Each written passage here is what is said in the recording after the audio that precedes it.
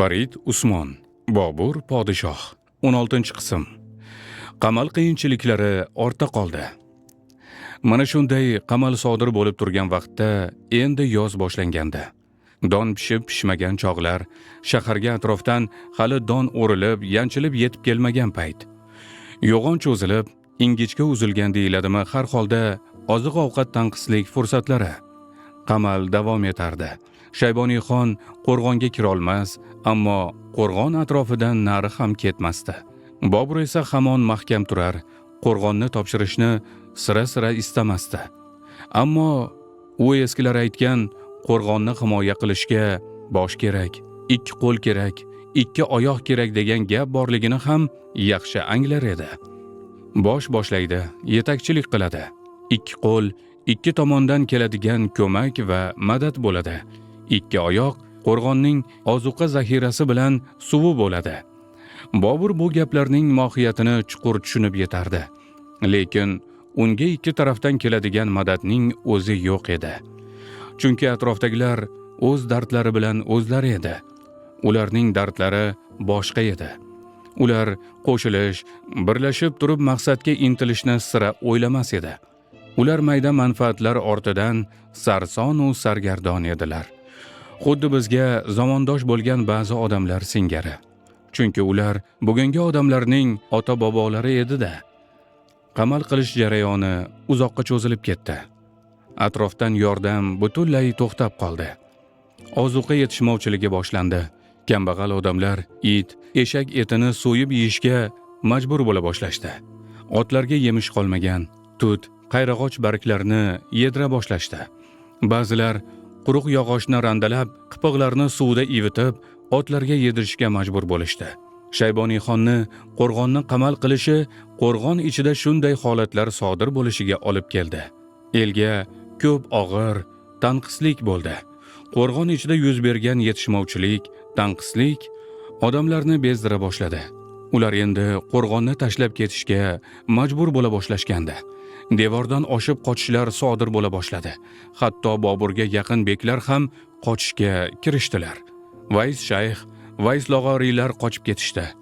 Shayboniyxon esa qamalni kuchaytira boshladi. Xuddi shu fursatda Uzun Hasan, hov yuqorida aytib o'tganimiz fitnachi 10-15 navkar bilan qamaldagilarni yorib qo'rg'onga kirib keladi. Bobur kutmagan hodisa sodir bo'ldi. Bu albatta Boburning Uzun Hasanni avf qilganiga javobi bo'lsa kerak. Buni bilgan, ya'ni Boburga ko'mak kelganidan xabar topgan Shayboniyxon g'ori Oshiqon mavzesiga kelib, sulh so'zini oraga soladi. Sulh maktubida Shayboniyxon Boburning opasi Go'zal Xonzoda begimni o'z nikohiga so'raydi. Shuni aytish kerakki, agar Bobur uchun yetarli zaxira, atrofdan yaxshigina yordam bo'lganda, u sulh so'ziga rozilik bermagan bo'lardi. Ko'ndi. Ikki taraf sulhga kelishdi. Bobur Shahzoda darvozasidan chiqib ketishga majbur bo'ldi. Bobur onasi va oilasini qo'rg'ondan birga olib chiqib ketdi. Ular tunda chiqib ketishdi. Qorong'u kechada ko'p yo'l yurishdi. Yo'lda bir necha bor adashdilar ham. Tong otay deganda Hoja Diydor degan joydan o'tishib, Qorbug' tepaliklariga qarab yo'l solishdi. Xuday kentining etagi bilan Ilon o'tdi degan manzilni mo'ljallab borishardi. Quyosh kengliklarga nur sochgan olam charog'on. Bobur necha fursat qamal istiroblarini torta o'ta toliqqan edi.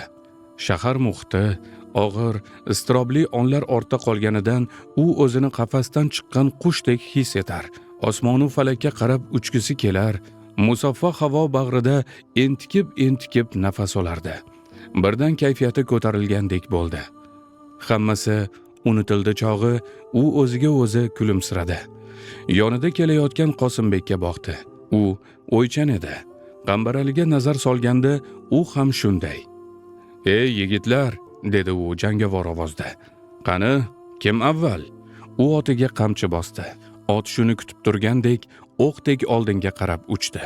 Qosimbek ham, Qambarali ham demak poyga deyishdi-da, ular ham otlarni savalashdi. 3 otliq nimagadir yeldek uchishar, go'yo quloqlari ostidan g'uvillab o'tayotgan shamolga yetadigandek bir-birlaridan qolishmasdi. Otlar ham men sendan qolishmayman deyayotgandek bir-biridan o'tishga intilib, tezroq chopishga intilishardi. Boburning oti ancha ilgarilab ketdi. Ikkovlari esa ortda qoldi.